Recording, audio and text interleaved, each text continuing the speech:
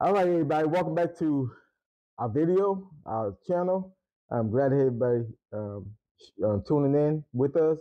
Hope y'all are having a wonderful morning, afternoon, or evening, whatever time it is where you're at. And of course, again, my name is Marvin, and this is my wife, Betty. Yeah, so before we put this video together, we had sit down and discuss topics that we wanted to bring to y'all, and what do we want to offer to the XJW community and so forth. So we wrote down and discussed things, and I came up with some ideas, and my wife as well came up with some ideas and so forth. So we hope y'all like the content that we're going to provide for you. So let's go and get right into it. So here recently, I asked my wife, did you delete the phone numbers from your phone? Yeah, I did. Mm-hmm. Okay, great. And the phone numbers I'm talking about is phone numbers of brothers and sisters, former brothers and sisters. I gotta, certain words I gotta get over and stop using, but deleting them from my phones. And for me, I know it was very important to do that. I was actually sitting down one day and I just looked at my phone. I said, why do I still have these numbers in my phone? And we kind of goes in line with what you discussed on our last video towards the end. You remember the topic that you brought up? We talked about self. That's what I left. I left everyone with self. Self-evaluation leads to freedom. That's exactly right. That's exactly right. And so I had to ask myself, why do I still have these phone numbers in my phone? Now, many of y'all might have done the same thing and so forth, but for me, it was like closing that chapter and moving on to the next. And how did it feel for you yourself? Well, for me, and I think everybody, the ones that know me by now, are the way that I am. I actually didn't have a lot in my phone because most of the time when I talk with someone, um, they really didn't want to talk with me. I was too inquisitive, and I have the whys and, well, where is it, and show it to me. So it wasn't that much of a task for me. For the ones that I did, keep their numbers, I went ahead and deleted those. However, I had deleted those long before we sent our letters. Yeah, that's exactly right. And so these are steps that we have taken so far. The first thing is just like leaving the organization physically. The second thing was writing our letters, in which we discussed in previous video, in the response to our letter that we got from an elder. And so we have been busy. And so it was like, what was next for us? We done that. What's the next step for us that we're taking? And so that's what we're going to kind of discuss at the beginning of this, is what we plan to do next. Before we get into that, is another subject that we had discussed that we wanted to talk about, and it's going to lead up to that, and that is blind trust. You want to start off that subject about blind trust? No, go ahead. You want me to go and get into it? Okay, yes. So with blind trust, this is like many witnesses have this perception of other witnesses that you can just blindly trust them. And of course, that starts from the top on down. From the governing body, you're supposed to blindly trust everything that they say and everything that they do. And many in the congregation have a blind trust. And a case in point is, I know you're very familiar with my mom's, and my mom was in Atlanta, Georgia. My sisters were taking care of her at a time when she was alive. She's passed now. But when they were taking care of her, and she was staying in like a nursing home type setting, and it was a sister, ran by a sister. And my sister and them, you could not tell them anything. They thought it was a blessing from Jehovah for my mom to stay in this place. But lo and behold, things were going on. You remember some of the things that were going on there? Well, yeah, I actually followed it very closely. I took care of my mom as well through her hospice period, and we actually took care of her at home. But I did try to speak with my sister-in-laws, because there was a lot of things that it just didn't add up. They were just, it's a sister's place and everything is gonna be fine and everything, but it ended up with really disaster. It was total disaster. They didn't take care of her like they were supposed to. Me and my mother-in-law was extremely close. Whenever Yeah. she came to visit, we get in the car and we just ride. We ride and we go places. And because at the time I was speaking with um, young ladies that had a lot of problems, she would go with me and she would speak as well. So I was pretty close, to the entire situation, even though, yes, it was my in laws. They didn't want me to, but I was pretty close to the situation. And I noticed a lot of things, I noticed she just wasn't being taken care of. But of course, like you said, my sister-in-law, they felt like, it's a sister. She's, this is a blessing, but a blessing to me is a facility doing the things that they are supposed to do in order to make that patient and the family comfortable with where they have their loved ones. And that wasn't happening. She ended up getting hurt several times. The um, sister is what people, I'm going to call her a member, the member of the cult. She had a daughter there, and her daughter actually abused my mother-in-law.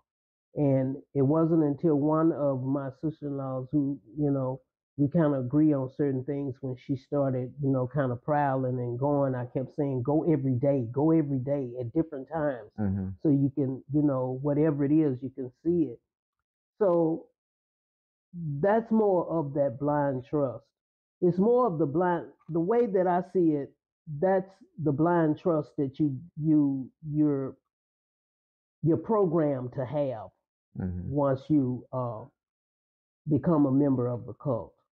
In fact, just not to jump shortly, but exactly right, because she spoke of my mother actually came up with like bumps or bruises or so forth, and they said like, well, she fell down and so forth like that. So my sister and them were going up there every day. There was 3 of my sisters in Georgia that were going up there, different times of the day. Had to go up there many times and feed my mother, and they really want to look after their mother. I understand that, but you should. The whole thing for us was the amount of money that we had to pay out of our pockets as a family. Yes. And so those who could in the family, including us, would come out of our pocket on a monthly basis and paying thousands of dollars to this sister. And still yet, things were going on, like my wife spoke of. Her daughter, I believe, who was not a witness, was working there in the facility. And my sister actually, remember my sister, what she said, she looked in the window and it was like doing like a surprise visit, and walked around the side of the house and looked in the window. And you see remember what she said she's saying? I think she was abusing her. Yeah. This sister's daughter was abusing, not my mother at this time, but another sister. Because there's other witnesses that had their family members in there too. And seen her hitting her. And so this is a case in point of that blind trust. And we dealt with it too, because we have various one business that we do, and that we used to hire various witnesses to help us with. And how did that go for us? Well, and a little bit about the business that we was doing. And we still do now. Exactly. We actually do an estate sale business.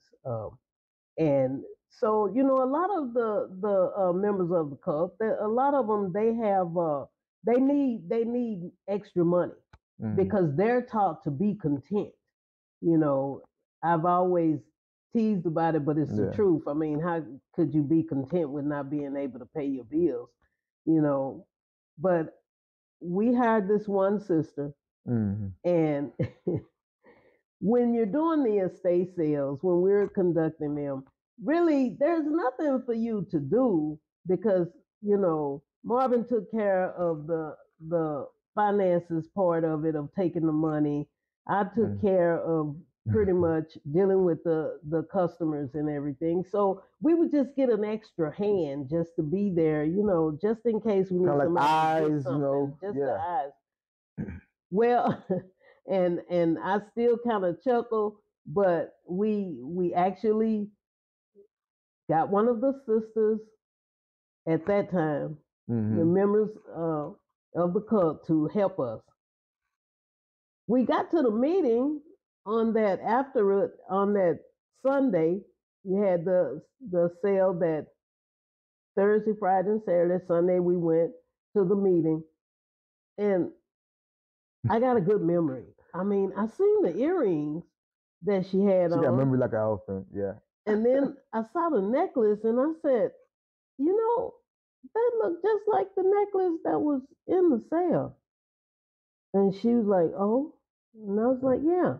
I didn't say anything else because I know me. I know, first of all, you're not going to be able to convince me that you didn't steal it. And second of all, I'm really done with you because this is like the third time.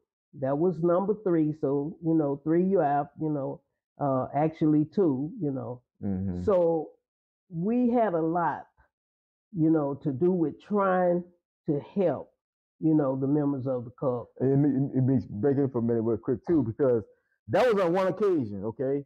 And this particular sister, she helped us, on various estate sales that we had done and so forth.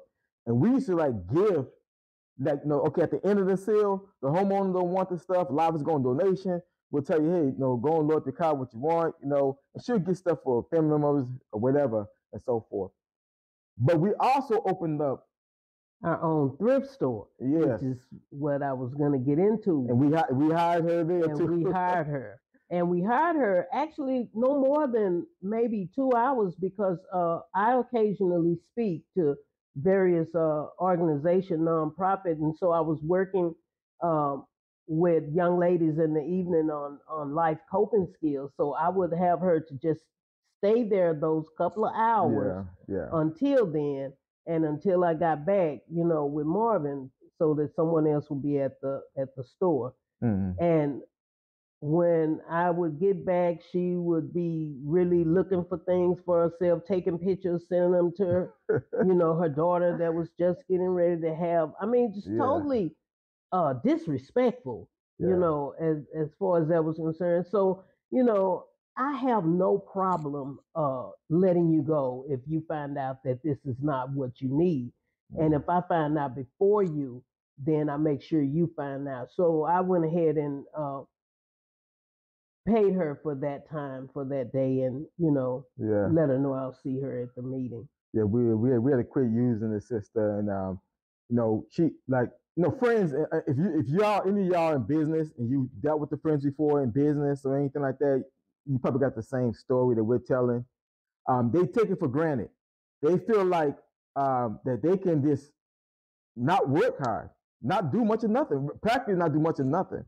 So many times we catch her just sitting down, kind of filling with stuff and everything, and we're working hard on setting up an estate sale. We're working hard at the thrift store, doing this and that, and she would just sit down. And granted, she had some bad knees and everything like that, but my wife has a bad back at that time and everything, and she was working hard, and so there was no excuse in it and so forth. So we learned the hard way. We kept trying to give her a chance after chance after chance, and it wasn't just her. No. It was another individual, a brother that was working with us, and he needed the work, he needed the money, and how did that go? That was terrible. That was really terrible. He worked with us, but I gotta say it. I mean, he had other habits, and working with us was helping him support those habits. He had one habit that wasn't very good. His hygiene wasn't too good. So that made it a little tough because we had customers coming through, and that same member, she would pick him up. They both worked a really high dollar sale with us. And she picked him up every day. She finally couldn't take it, and she just started going off, leaving him, and we would have to go and get him. Here's my point to this whole thing about this blind trust, is that even today, before, we sent in our letters, the members was always suggesting use so and so, use so and so, Yeah. and we've already. I mean, I think before I told you guys about doing all of their conventions. When I first got there, I felt like they made the women could use an upgrade in their fashion. So Right. I used to just, I would be personal shopping for them and making sure that they're dressed. And one of the members owed me $36. Mm-hmm. And for their going out into the service, we were out. You're out with me, you're talking with me, but you owe me money. Now, I want everybody to understand something about me. You know, I have a T-shirt that says I'm half holy and half hood. Mm-hmm. So sometimes everybody likes the that hood, T-shirt too. sometimes the hood may come out in me, Mm. and business is business. I don't have that type of blind trust to let you just keep walking with my money. In fact, this to give a backdrop on the sister was a pioneer as well, and so forth. So that even made it, worse and everything. But yeah, going with you, going with Yeah. that. So I mean, it just got to a point to where we were out there, and I just finally said, I really need to try to get that money that you owe me because you wore that dress Sunday. Yeah. It looked nice on you. Since it looked nice on you, you think you might want to pay for it. And she finally did pay.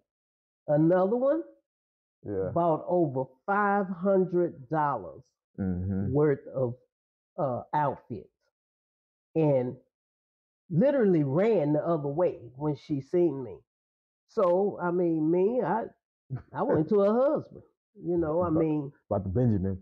Yes, by my money, $500. You all in there raising your hand, commenting and going on, talking about Jehovah this and Jehovah that, and how much he, love us, and we must gather together. Okay, we might need to gather my money. Mm-hmm. So I went to the brother, her husband, and he was really distraught behind it. He really didn't like that. He didn't think it was good, so he wrote me a check for it and decided he would just hold those pieces until she paid him back. But they found out about me pretty quick. Yeah, because a little backdrop on what you just talking about real quick about the clothes. My wife used to, like go and get these nice outfits for the sisters to have some nice outfits for the assemblies, upcoming assemblies. And she would give them some nice outfits and sell them at a real good price to them, make a profit, of course, and everything. And they appreciate it. So my wife used to invite them over to the house, have some refreshments and everything like that. They can shop, they can try on their outfits and everything like that and so forth. So it was really a great service that you're providing for the sisters. It's just that 2 or 3 of them want to take advantage of the situation and so forth, and not because actually, if you think about it, I think it's still the case that if you don't pay somebody money that you owe them within the organization, and that could become a disfellowship and offense. Or so like that, a person could use privileges behind that and everything. So it's very serious within the organization as well as society as well, because it's theft, theft. It really is. Yeah. And I remember when I first started with this, I know one of the elders of the cult, one of the elders said, "Well, you don't really want to take them to court." And I said, "Yes, I do." Oh yeah. And he said, "Well, no, you don't want to. You just want to bring them to the elders." And I said, "If the elders are going to pay me, I have no problem with it." I said, "But if they don't pay me, I'm taking them to court." See, I didn't act right. Yeah. I just didn't act right, and I know I didn't. Yeah. And mainly because I just kept having a gut feeling that something is not adding up here. So they finally came up with it, and actually Marvin found out when his family had a heritage going on. That actually you can. Yeah, my father had passed, so he left. He left some money and stuff like that. He had to go through probate court and everything like that and so forth. And so there was a sister that got to dealing with some parts of it and everything. And but to my wife was saying about taking taking your farmer brothers and sisters to court and everything. It used to be talked on the platform, and I thought it for many years. I thought that you couldn't take your brother and sister to court. And I actually had in my mind, I don't know if somebody put it there or what, but I thought that you can get the scholarship for taking your brother and sister to court. Until I dug deep into the publications and so forth, and actually, yes, you can. You can take your brother and sister to court. So, yeah, it wasn't that you wasn't acting right. It's just that your strong personality, your straightforwardness, wasn't taken well by many sisters, but the brothers were tickled behind it. They used to laugh. In fact, our PO, what he used to say about one time he wore some he wore some cowboy boots. What did you tell him? I told him they were ugly. I said those are ugly. Yeah. They don't look right on you. Yeah. Nothing about it is right. Yeah.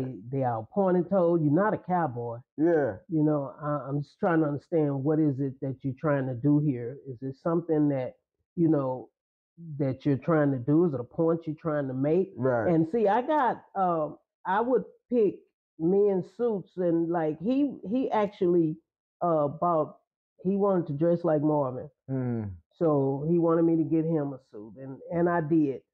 Mm. On a scale of our hoodness, we were okay. Mm-hmm. But our holiness, we weren't, because he could never answer any questions. Yeah. That I so a lot of the brothers really were tickled behind my wife and everything, and her approach and her words that they came out of her mouth, so forth. So whereas the sisters, yeah. In fact, one time after we had been inactive for a period of time, at one point, we was coming back to the same congregation, and after we actually went to other congregations before we came back to that one. And I think the sister said something about we want, what did they say? We want Marvin to come back, but not me. Yeah. So but the blind trust thing, it's really, the witnesses take it to the extreme with that blind trust. They feel like just because you're in Jehovah's organization, you ought to be trusted. And we found out in many circumstances that is absolutely not the case, and so forth. So yeah, I think it's enough about the blind trust and everything. So what have we been up to? Well, we've been doing busy. So you want to tell them some things? Because this very important point that I want to bring out here, and reason why this is the topic my wife said that we should discuss, because there's many other ex-JWs who are doing a wonderful job, providing a lot of information on various subjects: child sexual abuse, things going on with the beliefs of the organization, keeping individuals up to date with what's going on in the organization. We wanted to add our own little spin to things and so forth. So we sat down and discussed this and everything. And so my wife was like, okay, let's talk about what's next, like moving on and so forth. So can you share with everybody like what we've been up to? Okay. What we've been up to is basically getting back to the basics.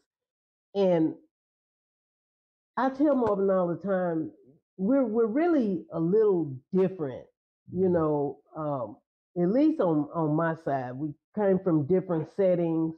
Mm-hmm. And so we've been doing our state sales again. We're doing one right now. We're doing one right now. We before, we wouldn't have taken off like we're doing today, but we decided to take off and spend time with you guys. Mm-hmm.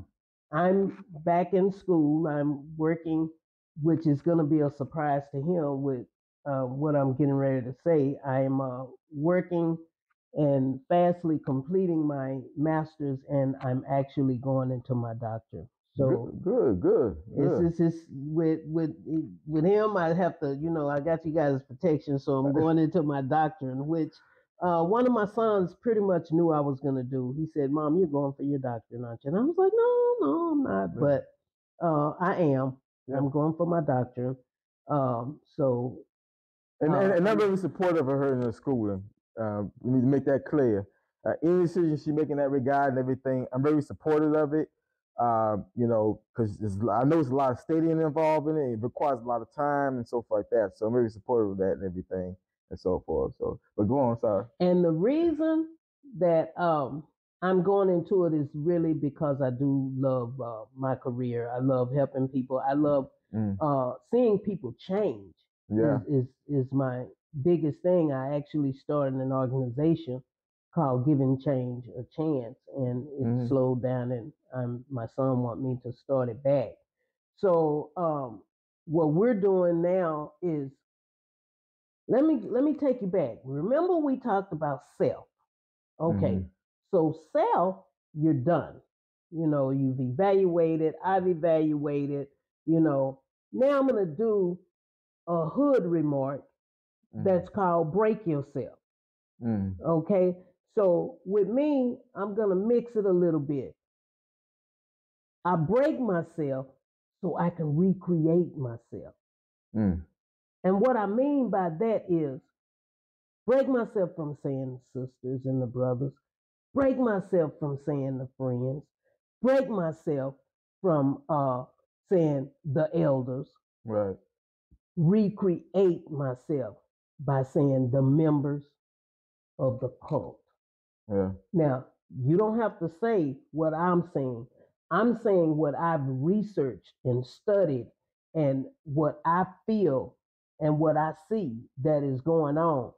Break myself from saying being content with what I have, create myself into saying I'm just as good as everybody else and I can have whatever it is in life that I want to have. There's nothing different, you know, with me than it is with anyone else that have the things that they want to have. Marvin and I have actually been that way all the time. And just to cut in real quick on that point, how we've been that way all the time. Ever since we've been going to the hall, actually when we first got married, we was like on our jobs, you know, we move up in positions and so forth like that. You was a top collector with Citigroup for many years and so forth. I've been assistant manager, restaurant supervisor, and all that kind of stuff. We always knew that we had to do something on the side. And so we always had some kind of business that we was involved in and everything.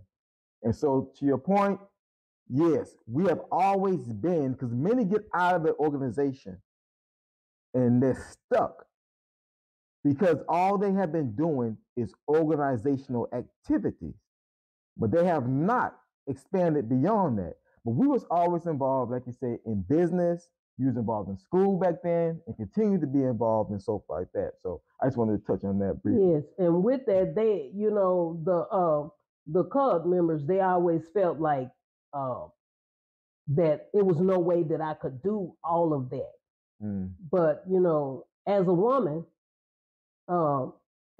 coming up through actually a struggling life, I found that I could do anything that I want to do. And this is my message. This is my message. My message is this. It's okay to listen at what they're doing and where they're going and how many lawsuits they have. All that is great. Yeah. But I'm here. I got this question for you. What have you done for you lately? All the years going out there and running and knocking on people's doors, you know, talking about it, going to the assemblies, you know, doing nothing but that. You don't have to do that now.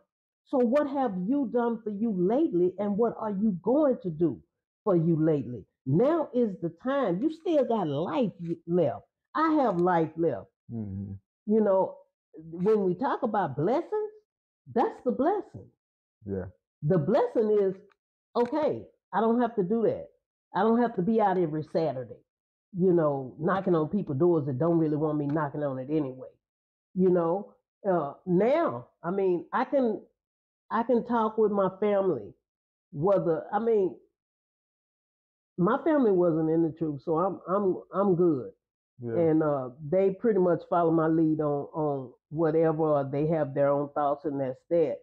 But break yourself, then recreate yourself. Break yourself from all of the programming. Break your mindset from the mindset of getting things done for them.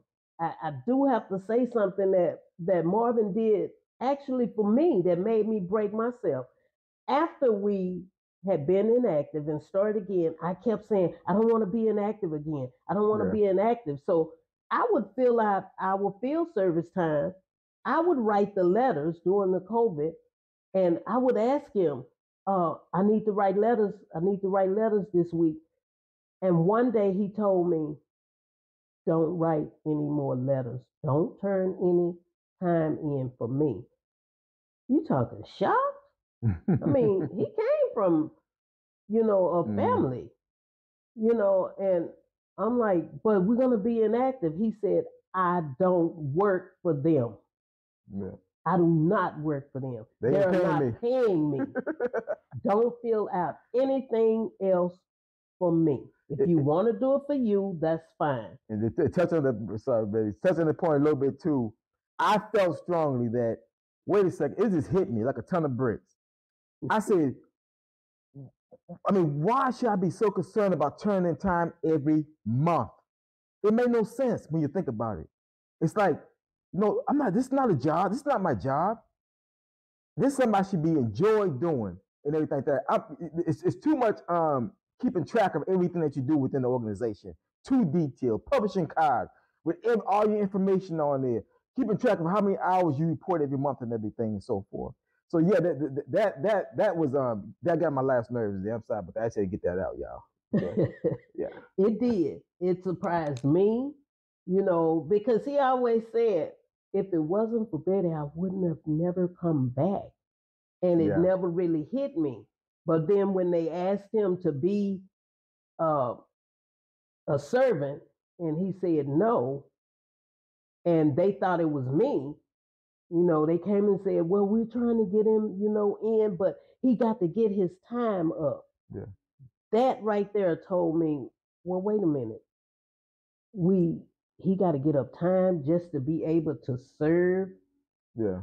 Okay. So yeah. Go ahead. No. So all that, it goes back into that subject point. What are we gonna do going forward? Because we're trying to leave all that behind. We're gonna talk. We're gonna talk it from time to time and so forth.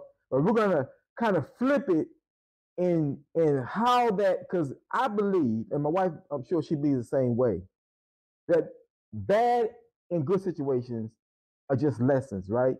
You can take bad and learn something good from it. So all that happened in the past within the organization, how can you turn that into something good that you want to do now, going forward? Because many have a lot of time on their hands. We have always been busy. It was a blessing for us that we were always busy, that we had our own business, because all we did was just put more time and effort into what we always have been doing. And so many of y'all I know are stuck. You could fall into a state of depression with that. Yes. You a loneliness because you're being shunned by your family and so forth like that. But I have seen many videos where many individuals have moved on with their lives. They're happy. They're enjoying their lives. They're traveling. They're doing what they want to do. And so, yeah, that self-evaluation comes back to that point. Evaluating what you want to do going forward. And so I'm sorry, but continue with what you were saying about, This is where I was saying break yourself. Yeah. So that you can recreate yourself. Yeah. Make the rest of your life the best of your life. Yeah. I was sitting, and I was thinking, okay, so a person got played. Now it's time to get paid. Right. Right. And it's nothing wrong with that. It's nothing wrong. I mean, we're on our fourth home. It's nothing wrong with having nice things. It's nothing wrong with going to eat. It's nothing wrong with going out to different shows. It's nothing wrong with enjoying yourself. In fact, again, me breaking for a second, Betty. They enjoy it. Everybody goes out to eat, right? But we like to go out to eat sometimes, not all the time. We like to go eat we like Papa Do's. We used to like to go to Cheesecake Factory, and we used to take the friends to these various places because they always going to all you can eat or someone like that, And so we used to do that. In fact, what you did before ties in what you were saying about enjoying yourself. There was a time when we had our big house. Okay, this time we had a big house, and you put together an event. You want to talk about that briefly? Yes, quick? I did. I put together an event. I invited, I think it was 4 couples. It was like 4 couples, and we had an old school concert going on at that time, and so I got their tickets to the concert. We got a limousine. Yeah. I cooked. They came to the house. We had a good time first, and then everybody got ready to go to the concert together. The limousine pulled up. Yeah, this is things that, it never happened before for them. Never happened, Yeah. Right now today, one of the members will probably say, I don't know, but I know she know how to have a good time. Yeah. Well, we went out, we had a good time. Again, there they go. They seem as if they don't know a lot, but we had one of the members that said, I left my billfold. Yeah. Everywhere he went, I left my billfold. Right. So. But we enjoyed ourselves and had a great time. We had a great time. Yeah. Anything that I put together for them, we had a good time. I took the children to the theme park. We had a good time, And some of the ones that I saw was talented in certain ways. We had one that could draw, very, very well. I pretty much tried and help him get himself together and try to make a little money at it, draw some kids things, do some activities. But in hindsight, and at the end of the day, I'm more interested in the ones that broke themselves, the ones that decided, okay, enough is enough. Yeah. Enough is just enough. That's where my interest is. So this is why I say, now you've self-evaluated. Now it's time to break yourself so you can start recreating yourself, and so that you can live the rest of your life, making it the best of your life. Yeah. This is where I am with this. So this steps that, you have to evaluate yourself and decide what steps you want to take. But there's some basic steps that we took. And immediately, like for many individuals, I know they probably disassociate themselves, never wrote a letter. And it's not saying that you have to, but what I thought about in writing that letter, because you was ready, my wife was ready to write her letter. And I was like, I was still binge watching YouTube videos from other ex-JWs who tremendously helped me in making that final decision and so forth, to go on and write that letter. Because this is what I thought about in writing that letter. Because this is part of moving forward, right? And, breaking yourself and then recreating yourself. So I figured that in writing that letter, because I remember as an elder that we was taught that if a person has been disfellowshipped, you want to try to visit with them at least once a year. And if they're inactive, perhaps even more frequently and so forth. So I did not want the brothers trying to call me and to see how I was doing, what was going on, and stuff like that. So that was very important in moving on. Is writing that letter. That was a basic step. The other one was deleting the phone numbers from my phone. I was like, no more. Get rid of these phone numbers and so forth. And so, of course. Now, what I really too want to say about that letter, writing that letter actually starts the healing process. Yes. Of the pain that you'll go through, or you may have already, or you still going through. You got to break yourself. You got to write that letter, because when you write that letter, you take the power from them. Yeah. You take that power from them of trying to shun you, of trying to say you did something wrong. How you gonna tell me I did something wrong so I can't be in your religious organization? For real, really? So you write that letter because it starts healing for you. It gives you your power back to be you. It gives you your power back to do you. Do you. See, 1 second real quick. I got to let them know. Okay, my wife is a counselor. So she used to talk in front of young men, well, actually it's young, but men and women and stuff like that who have addictive lifestyles and so forth. So I like when she gets into this mode and everything because it's coming from her all her energy and from her heart and everything. All that is coming into that and so forth like that. So I just want y'all let y'all know that she's very passionate about helping individuals about change. Yeah, about change. I'm about change. Yeah. You got to change. You got pain. Yeah. Embrace the pain. Face the pain, and then let it go. Yeah. That's all you got to do. Yeah. That's what you have to do with this.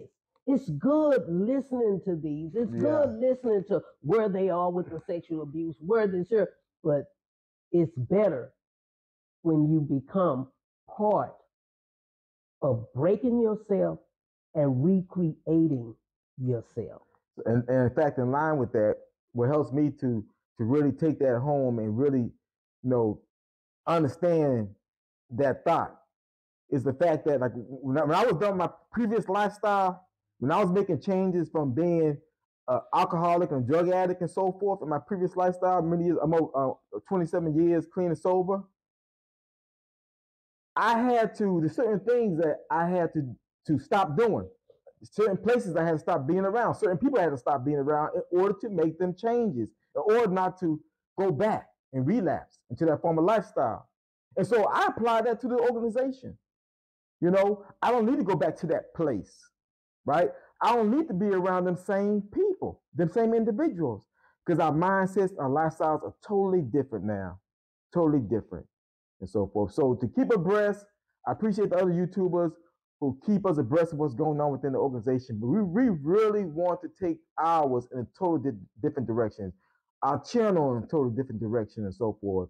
And as my wife speaks strongly about, is about making that change, breaking yourself, recreating yourself and everything. But I'm sorry, go on. And I have to really say this. We get a lot of comments. We really do. And actually, it's a lot of your comments that's got me sitting here because I'm a no-nonsense person, and if you're not really trying to go somewhere in your life, don't have to be where I'm going in mine, but you do have to be going somewhere in yours, then what you're talking about becomes null and void in my mindset. And I personally, I get some that say, well, Roman so-and-so. What I'm trying to say is this. I'm really not, as it's okay if that's what you want to say, but I would really love it if you said to me, just to let you guys know, I have some nicknames that a lot of the clients, a lot of them call me the Raw Counselor. Yeah. And which the podcast will be coming up soon. And we will also be having a way for you guys to communicate with us some of the things that you may not want to just put out there for everybody. Just be mindful that for me, I like to stay positive. As a matter of fact, when I go to the grocery store, people say she's always smiling. She's always positive. And I do that because there's really nothing to be negative about. No. You create your own negativity. I don't. And so I just want suggestions on how you may be moving forward. What can you do? Some of the things that we could all do. I want this to be something where change takes place right before your eyes. Becoming a member of the Cup, you use the mindset that they fed you. Yeah. Now use the mindset that you feed yourself. Yeah. And in line with that thought as well, too, it's all many of us, perhaps all of us, were traumatized by the organization, especially once you find out certain things. Once I found out about the worldwide sexual abuse scandal and everything, that really, affected me in a very unique way because of the fact that that's something that happened in my family, and so forth. And my sisters, sexually abused by my father and so forth when they were younger. And so that's why when I found out about that, I was done. I was really, really done and so forth like that. And so you want to wake up people. But I'm not, when I talked to my family as I was leaving, and two of them I talked to extensively, and they just want to know why, if I want to share it, and I shared it with them and everything. And I told them reasons why and so forth, and they understood and everything. And part of us, because I think we're both in the same boat, moving on as well, is not being part of no organized religion. Done. We are done. No organized religion and so forth. The Bible is a great book. You know, many principles in the Bible. But when it comes to them beliefs and everything like that, done with it. Because a lot of the principles in line with a lot of motivational speakers, you know, their principles are developed from the Bible. And so a lot of things, because we've been part of that community as well for many times, listening to Les Brown, Zig Ziglar, what's the other, Tony Robbins. Yeah, Tony Robbins and many others and so forth and everything, Jim Rohn and everything. And just changing that mind, the way you think. Because if you don't already know, if you keep focusing on something, that's what you're going to continue to get. If you say to yourself, you know what, I'll never have enough money to do nothing. These bills is out of hand. I ain't never got enough money. Guess what you're going to continue to have? Not enough money. Until you start thinking differently and saying to yourself, I will come up with a way to have more money and so forth. So that's some of the stuff that we want to bring to you guys. And so my wife's going to speak on it more, another video and everything, what she was talking about, breaking yourself and recreating yourself and go more depth, perhaps possibly give you some steps you can take and everything in that direction to start doing that in all areas of your life. So these are principles that can apply to any area of your life and everything and so forth.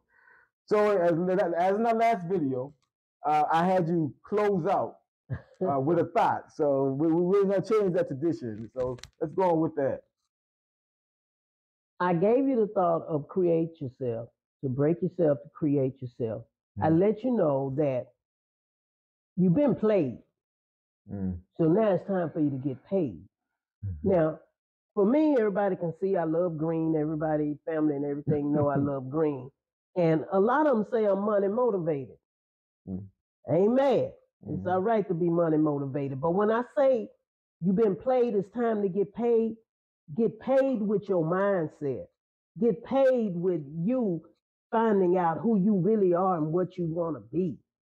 Get paid with moving up to something better. Get paid with enjoying this part of life that's left for you to enjoy. Get paid with your health.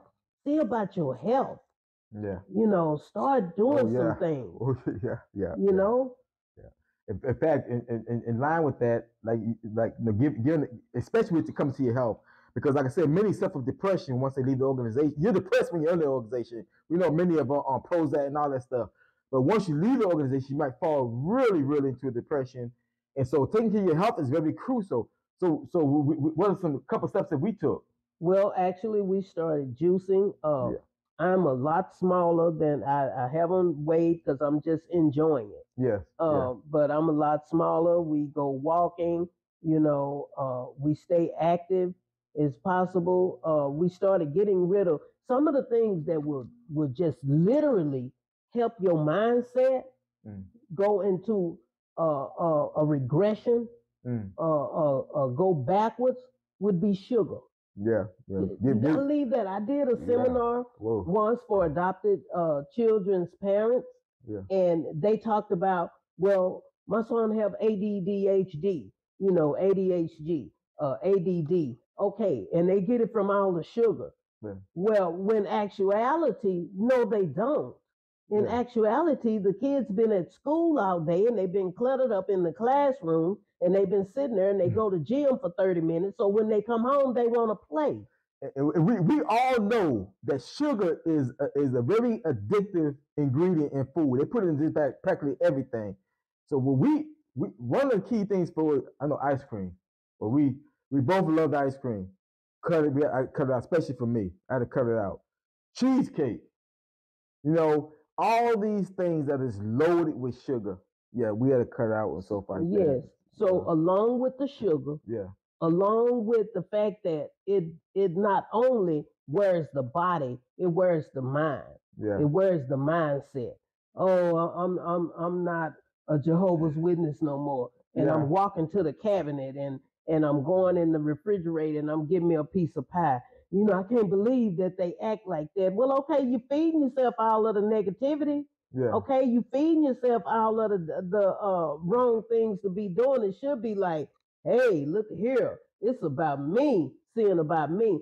So, you know, just to really get this closed out, you know, what I really would like for you to do for me, give me what you want to hear. Give me some of the things you may be struggling with toward moving on to a new life. Okay, I mean, Yeah. you know, Betty, you know, Route Counselor, OG, look, can you talk about this? You know, I'm having a problem with this. Pretty soon I'll be sending out a different email for us so that you can send that. But please, I ask you, send something that you need to do that you're struggling with. I'm done listening to anyone that's telling me about a scripture because I can read that for myself. Yeah, and many do it out of good sincere, out of the sincerity of their heart, and I get it and everything and so forth. But like after going through what we went through with the organization and everything like that, my wife used to be a Baptist, so she wasn't a born witness, and like me myself, I was raised in the organization at a young age. I left the organization, left home, and everything like that, but came back. So we are steady. You know, you're on steady Muslim, Islam, and everything before and everything. So we get it. You know, many people are spiritual in that aspect. We're spiritual beings too, in this different way and everything and so forth. So, and my wife said, reach out to her in the comments. You know, and like some of the things she talked about was from the comments. So we really appreciate you folks doing that and everything. So, wrap it up with maybe one word or two words. You've been played. Now it's time to get paid. There you go, folks. All right. Thanks a lot and everything for y'all tuning in and everything. We look forward to doing another video. We'll get a chance to. Our schedule's very busy and everything. But my wife kept asking me, when we're going to sit down and do another video? We're going to sit down and do another video. So we have done it and everything. Hope you folks enjoyed it. Thanks again for all the comments. Even the ones, share what you want to share. We want to stop that and everything. We really appreciate it. I go through all the comments, my wife and everything. We talk about certain comments and everything. And so we reply to certain ones. We will always like and definitely most of the time give a heart and everything to the comments and everything. Appreciate the other YouTubers out there doing an awesome job and everything. And everybody continue to have a great, great life outside of the organization. That sounds about it? It sounds it. Have a blast. All right, folks.